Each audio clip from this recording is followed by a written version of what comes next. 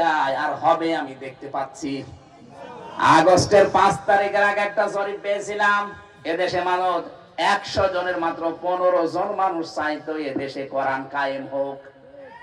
কিন্তু এই 4.5 মাসের ব্যবধানে ইসলাম পন্থীদের এদের অ্যাক্টিভিটিস, এদের কাজকর্ম, এদের ইখলাস, এগুলো দেখে মানুষের বিশ্বাস হয়ে গেছে যে কোরআনের বিধান ছাড়া এদেশে নিরাপদ থাকা সম্ভব না। এখানে হিন্দুরা গোবিন্দ পরামানিক পর্যন্ত বলেছে। সেদিন গাইবান্ধায় আমির জামাতের আগে একজন পুরোহিত ঠাকুর হিন্দু, সে বলছে এই দেশে যদি কোরআনের বিধান কায়েম হয় আমরা সব চাইতে বেশি নিরাপদে থাকবো। এখন আমরা জরিপ পেয়েছি এই যে এই বছরের শেষ দিনে 2 দিন আগে 3 তারিখ, এই মাত্র 31শে ডিসেম্বর 2 দিন আগে একটা জরিপ পেয়েছি, এই দেশে 100 জনের 58 জন মানুষ এখন চাচ্ছে এদেশে কোরআন কায়েম হোক।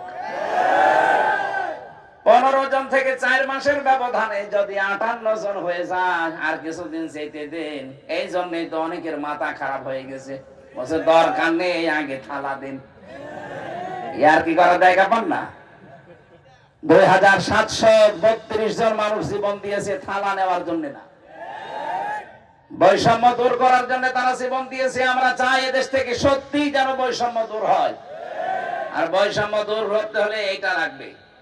কথা বলেন না কেন? এই জন্য সংস্কার এখন চলছে। আমরা চাই কোরআনে কারিম দিয়ে দেশটা সংস্কার করেন।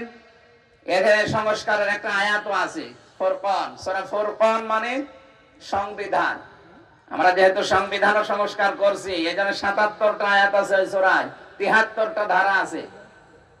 যারা দায়িত্বে আছেন আপনারা মুসলিম, এবে দেশে 96% আমরা মুসলমান। আমরা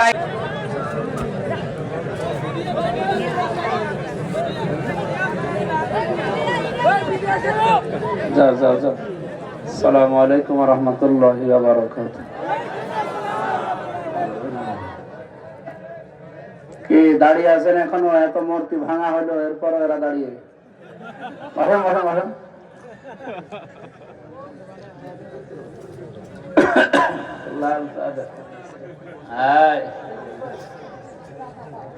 বসো।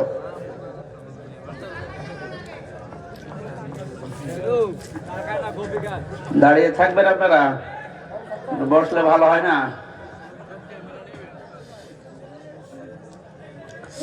ইন্নাল হামদালিল্লাহি ওয়াস সালাতু ওয়াস সালামু আলা রাসূলিল্লাহ,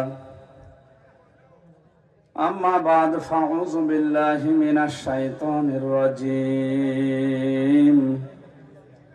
আলহামদুলিল্লাহি রাব্বিল আলামিন, والصلاة والسلام على سيد الأنبياء والمرسلين وعلى آله وأصحابه أجمعين. أما بعد، أعوذ بالله من الشيطان الرجيم. بسم الله الرحمن الرحيم.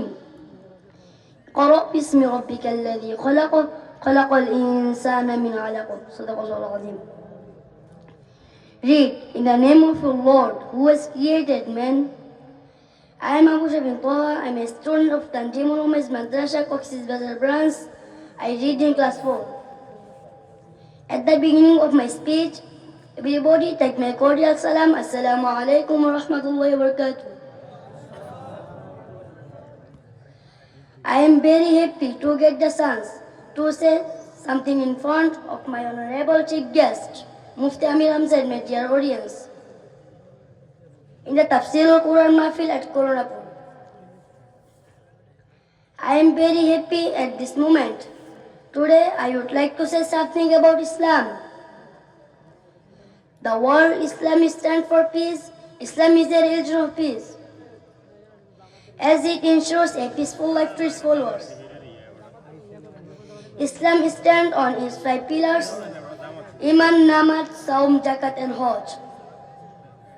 Allah is one and Hazrat Muhammad Mustafa sallallahu alaihi wasallam is the prophet of Islam. Allah message, the Quran and Hadith is the instruction of our prophet. Allah said in the Holy Quran, أعوذ بالله من الشيطان الرجيم, بسم الله الرحمن الرحيم, إن الدين عند الله الإسلام. صدق الله العظيم. Undoubtedly, Islam is the religion of Allah. At the end of my speech, I request to you to lead You live according to the rituals of Islam. May Allah subhanahu wa ta'ala grant us